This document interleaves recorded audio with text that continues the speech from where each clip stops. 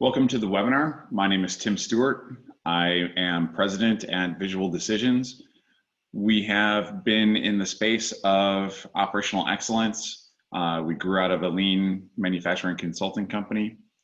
And at the intersection of operational excellence and technology, we also have a background implementing a variety of different systems, both on the shop floor as well as in the corporate suite, and utilizing that data to integrate with the operational excellence system to enhance it, make it better, and really bring it throughout the entire organization. And what we're going to be talking about today is creating a digital management operating system. So let me start off by just saying, what is a management operating system and how is it traditionally done? So forgetting about the digital part for a minute. A management operating system is really the way that a company takes its goals and translates those into action. And that management system is just the entire set of processes, the entire set of tools and so forth that the company uses to make that translation. So some of the components that you typically find in a management operating system, and there are many others, but I'm just going to focus on these 5 for today. Cascading measurement framework, I'll explain what that means in a minute. Leader standard work, visualization, problem solving process, so corrective action and preventive action, and then delegation and teamwork, and how you really get people working together.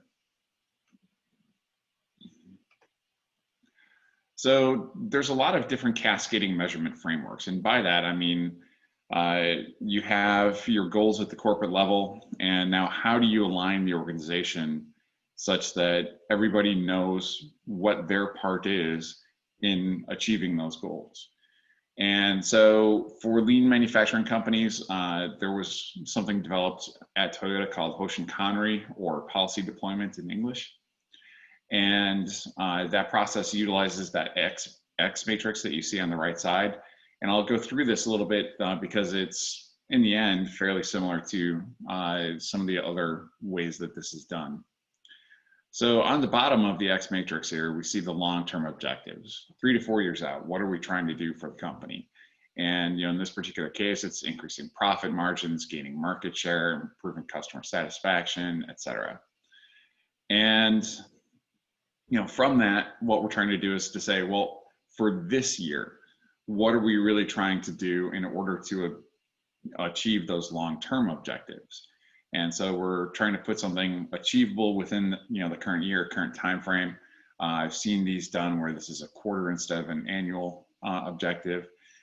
But really, you're trying to say, what is it that we can do now to meet that long-term objective? And then we go even further down into detail and say, instead of just looking at the objectives, what are the actual initiatives that we're going to put in place to try to achieve those objectives? And the dots that you see here are where it's colored in. Those are the primary connections, and the unfilled in dots are the secondary connections. And so, in this case, we're seeing what are the actual initiatives for the group of people here to actually achieve what we're trying to do. And then on the right side, we see what are the metrics that we're going to put in place in order to track whether we're successful or not. And so that ties back into, hopefully, what these overall objectives were as well. And then we can see alignment on a primary and secondary basis between those metrics, as well as the overall objectives and the initiatives that we're putting in place to influence those. Then over on the far right side, we see the different people that are responsible for taking these actions and so forth, and who's primarily responsible, and then who has a secondary responsibility for those different activities. And you can do this multiple times in multiple layers of the organization, so that at this level, we're really looking at the director level within the company. And now these director level gentlemen or ladies may do this again and have their long-term objectives that will tie into what they're doing here, and then roll that down to the next level of the organization. And that process is called a catch-ball process as you go down through the different layers. And so that's how that is rolled out from a policy deployment point of view. For management by objectives, we've probably all worked at a company that did MBOs, so we're probably all familiar with those. But in essence, you're just given, what are your things to work on this year, and then you really don't get a lot of feedback necessarily during the year. But at the end of the year, you sit down with your boss and they say, okay, how did you do against those objectives?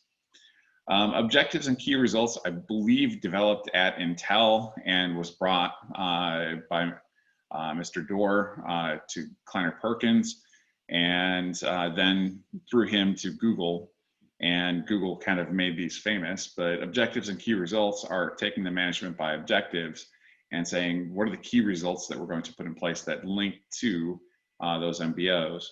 And the idea with OKRs is also that it's a much more frequent. MBOs are typically annual. OKRs are most often quarterly and can be done even more frequently than that. But with the key results point, what you're trying to do is to get feedback during, throughout the quarter, and be able to let people know if they're on target, if they're winning or losing, etc. Balanced scorecards are a way to provide even more depth into all of this, and typically have things that are very developmental in nature, and taking a complete view of the employee, and not only are they helping the company win or lose, but also what they're doing on their own development and so forth, and typically are very involved. And a lot of companies have moved away from balanced scorecard point of view just because it's so heavy to implement. And then KPIs for companies that don't do any of these formal policy structures will still, every company uses KPIs to measure whether they're winning or losing. I mean, these could be things as simple as first pass yield, or profit margin, or whatever it may be. And so for those companies, they're just trying to roll down those KPIs according to who's going to influence those on a periodic basis. So the next component of management operating system is standard work, and I'm not talking about standard work on the shop floor, operators doing the same thing shift after shift and so forth. I'm really talking about standard work for leaders. And in this case, you really want to define the standard work at the lowest level first, looking at the shop floor, and you define your standard work for your different operators. But then how do the team leaders support those people maintaining production and ensuring that that operator standard work is followed and so forth. And then each layer above really exists to support the layer beneath them, and help them in their ability to carry out their standard work and keep production running, keep material flowing in, material flowing out, all those wonderful things. But the reason that standard work is important is that you have to have something that really drives this management system throughout the culture of the organization. And by putting the standard work in place, by saying that the plant manager is going to be doing having the stand-up meetings on a daily basis, they're going to be doing Gemba walks out on the shop floor, they're going to be looking at these particular metrics, they're going to do that on this kind of frequency. You have meetings set up for continuous improvement. All of those things that are part of that leadership standard work are really there to drive that management operating system throughout the organization. And so that's really how you make that part of the culture and part of the DNA of the organization. So I said I was going to show how this is traditionally done from a visualization perspective. These boards are a very common way that this happens. This is organized around quality, cost, delivery, safety, and manpower. You also see inventory and environmental very commonly used. And the idea with these boards is that you're just trying to give everybody kind of continuous feedback on, for the important objectives or for the important KPIs for the organization, where does performance stand? And so you're trying to let people know, are they doing a good job? Are you winning or losing as an organization? For individual teams, you want to know if you're winning or losing and so forth, so that you can take the appropriate steps to fix it if you're not. And those appropriate steps are called out in your problem-solving process. Now, what I've listed here is just the Deming cycle, Plan, Do, Check, Act, or PDCA. And this is one common framework. You have another with DMAIC and Six Sigma, and companies have developed many of their own. You have other standard problem-solving processes and so forth.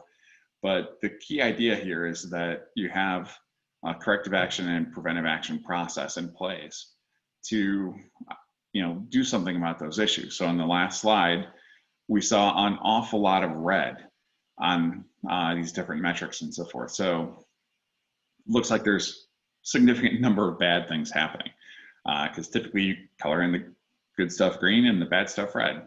So if you've identified that you have problems and issues, certainly around quality, cost, and delivery here, what are the things that we're going to do about it? And so you have to have a problem-solving process that's part of this management operating system that's ingrained into it, so that you can identify those issues and then have a process in place to make them go away, hopefully, or even better yet, to prevent them from happening in the first place.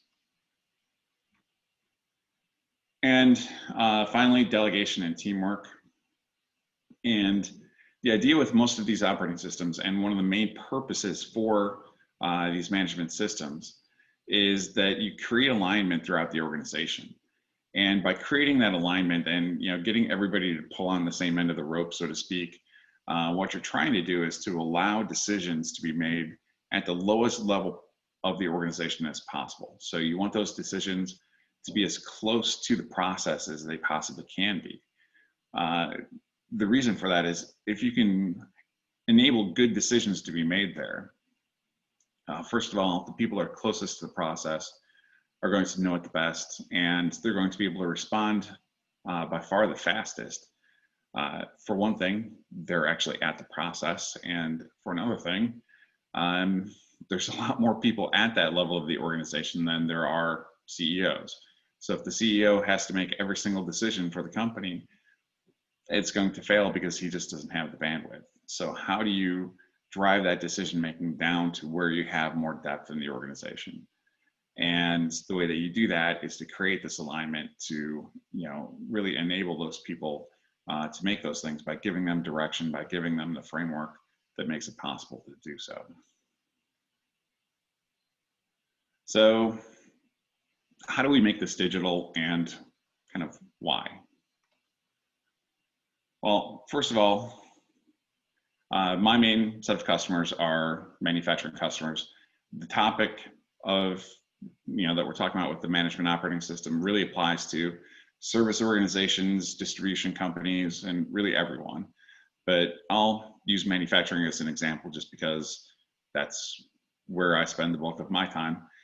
And really, manufacturing has embraced a lot of really advanced technology. You see people utilizing augmented reality, lasers, robots, all kinds of really fun things that seem like science fiction when I was starting my career.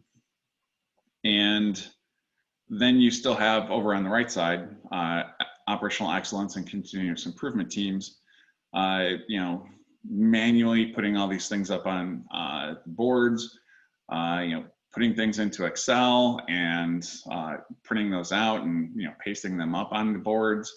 And all this communication is being facilitated in a very, very manual way, which first of all leads to a lot of mistakes and rework, and second of all leads to a lot of wasted time for things that could be automated. Now, I definitely understand wanting people to have a better handle on why they're doing the things that they're doing, but even at Toyota, the idea is that you develop a level of competence and then you automate. And so, I think that it's time in many of these organizations to go ahead, move away from the whiteboards and move on with things. The other thing that I'll say here is that, if you're bringing in younger people into these organizations, and that is a continuous process that's happening within every company, as you have the aging workforce and you're trying to replace them with millennials and so forth. If you are recruiting someone to work for your company, or you're trying to retain people, being able to, let a young person work with some of this cool technology over on the left side is going to be very attractive to them. And it's going to be something that interests them about the job. And then you bring them in front of this whiteboard and you have them, actually draw all these things up by hand. That's going to be not quite as fun. And so, there's definite shift towards automating this process. So how do you actually create that digital management operating system? Well, there's several key facets here that we've worked with customers on. And again, this is a high-level presentation, so we're really scratching the surface here. But the first step is to really collect the data directly from the source. And so we kind of call this bottling it at the tap. And what you're trying to do here is the real-time information, what's happening right now in the process, you can only get by going to the source itself. So I'll give an example of a company that makes bread. As you are bringing material in, as you go through the process and so forth, data is going to be generated continuously, as I'll show on the next slide. So how do you actually set this up so that you can collect the data right from that process as it's happening, so that you can respond to issues as they arise, and do that in near real time? The next step is, once you're collecting that data directly from the source, how do you aggregate that up through the organization? So, we looked at the whiteboards and we looked at, the KPIs and, the cascading KPIs throughout the organization and so forth. So once you collect that low level information, how do you aggregate that up so that every team, every, role within the company sees the view of that data that they need to make their decisions? The next, we talked at length about standard work. So how do you support that standard work within this process? And also, how do you integrate the problem-solving capabilities? So as I mentioned, using the bread example, data is generated throughout the entire process. And this is really just looking at the material and as it moves through the shop floor. But then, all of the support organizations are continuously generating information as well. Purchasing, planning, et cetera, are all generating massive amounts of data throughout the day. So how can we actually, take all of this data that's being, generated at those low levels and now capture that so that it's accessible to people? And if we look at the systems that are in place within most manufacturing organizations, there is a huge number of different systems. And just to give one example, we were putting together a quality dashboard, corporate quality dashboard for one of our customers.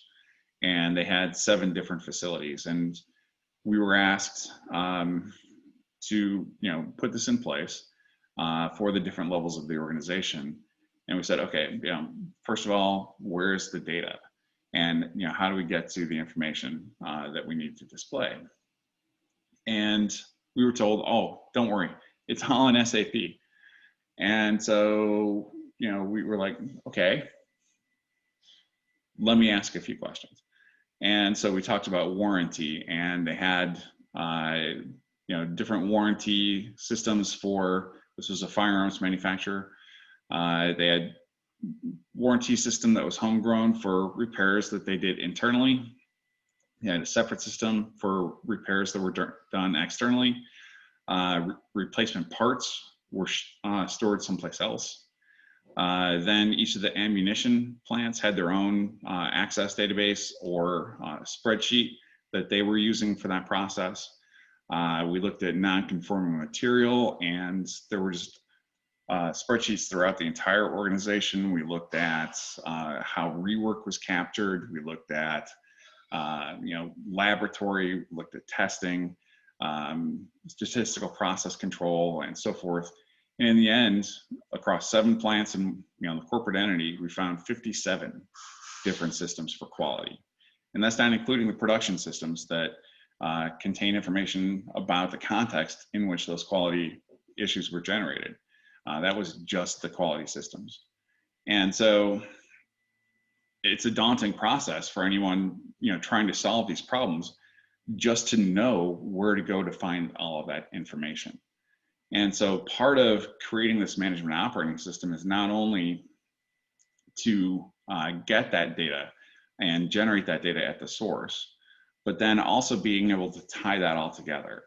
And what we've done with our customers is to utilize business intelligence systems such as Qlik or Tableau or Power BI to pull the information from those different systems and put that into a workflow that can then be used by the organization to understand the data and rapidly see what is relevant to them.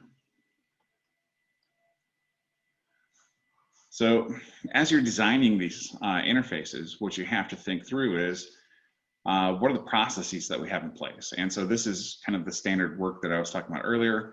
And standard work may be organized around total quality management, total productive maintenance, lean manufacturing, Six Sigma, any different operational excellence framework that you might have in place.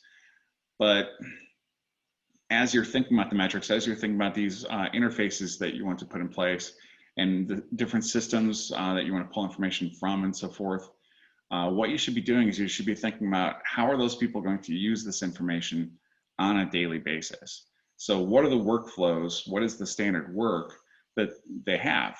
And how can we support that utilizing the data that we have coming in from all of these different systems? In terms of the problem-solving process, we want to be able to look at not only the performance metrics, so those typical KPIs that I mentioned earlier, whether it's first pass yield or OEE or any number of other things.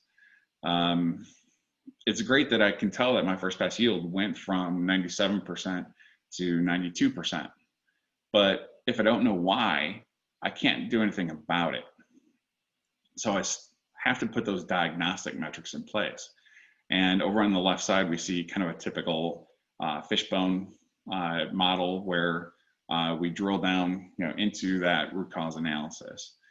And being able to track those diagnostics over time allows us to see what are the biggest causes of defects or downtime or any other issue that we have in the organization. And now we can put corrective actions in place, preventive actions in place, so that those issues don't persist into the future. We also have the capability now of doing predictive and prescriptive analytics, which are really utilizing machine learning algorithms, AI, et cetera, to take that data and predict when failures are going to occur, when quality issues are going to occur, when safety issues are going to occur even. And now being able to close the loop and allow the systems to make corrective actions is the prescriptive analytics. So in a customer example here, at a top level, this was the COO's dashboard. And so he was looking across 46 different metrics across all 5 of his facilities. And he could instantly tell over on the left side whether the entire set of metrics was good or bad by facility. And over on the right side, you could scroll through more detail of what was the target, what was the value for that period. And then critically down in the bottom, I see not only a list of all those misses, but I also see what was the explanation. So again, capturing those diagnostic metrics and understanding what was the nature, what was the reason behind some of those things that we didn't meet our objectives on. And then what are we doing from a corrective action process as well.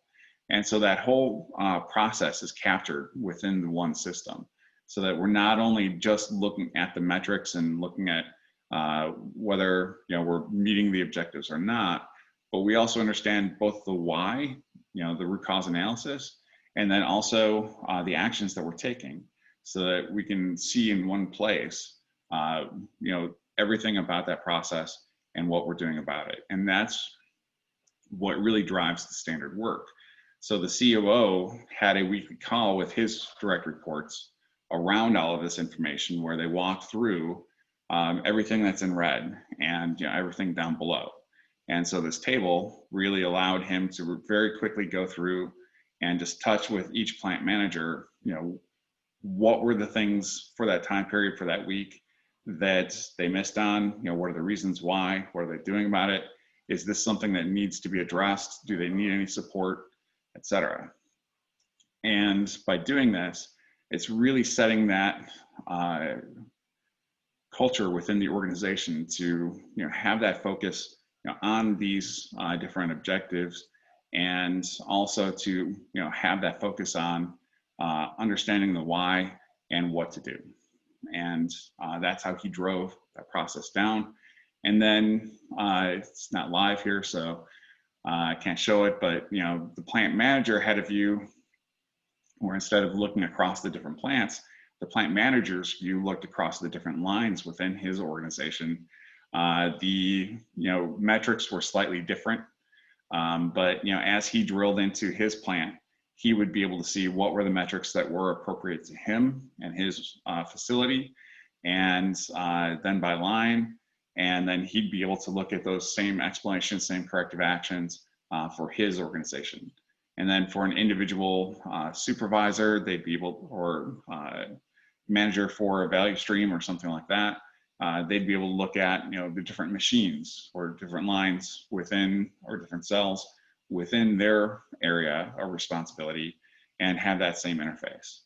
And so this standard work was really drilled down all the way through the organization. From a analysis of what was happening point of view, this is going back to that bread facility again. And what we're looking at here is the ability to see trending information about the amount of downtime, the amount of quality issues and so forth, and being able to capture not only what is happening on the shop floor, but then also why.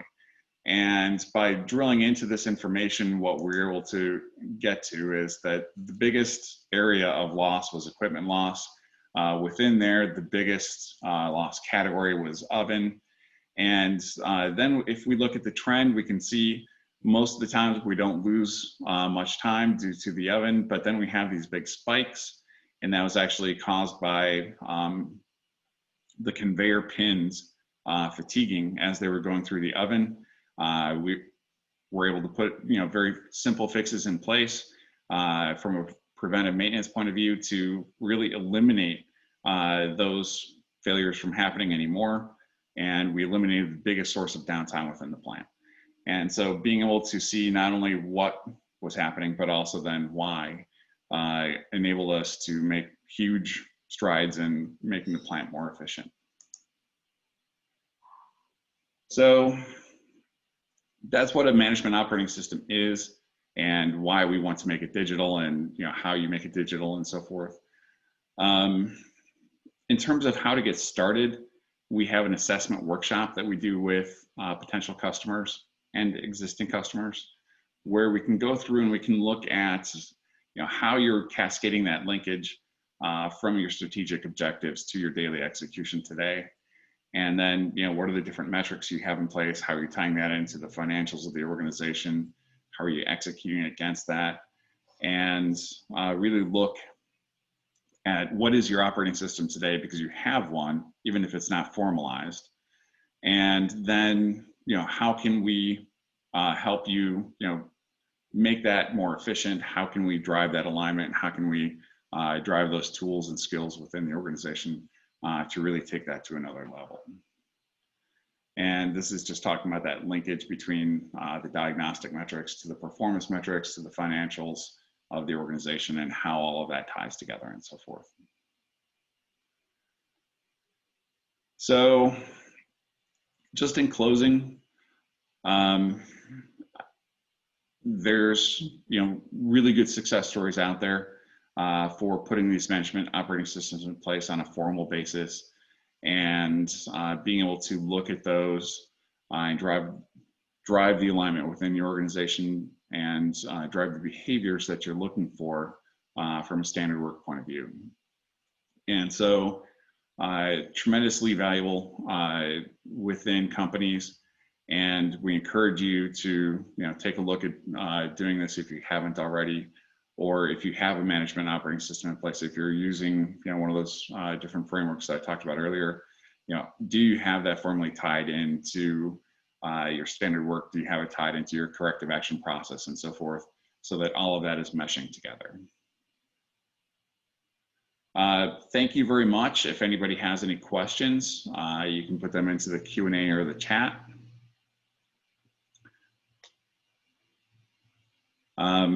I will be probably reaching out to each of you to follow up and just see if you have any questions about the presentation, ask for feedback on how we did today, and then also to see if there's anything that we can do to help you out within your organizations. With that, since I don't see any questions in the Q&A, I thank you all for attending today, and I look forward to chatting with you in the future. Thank you very much.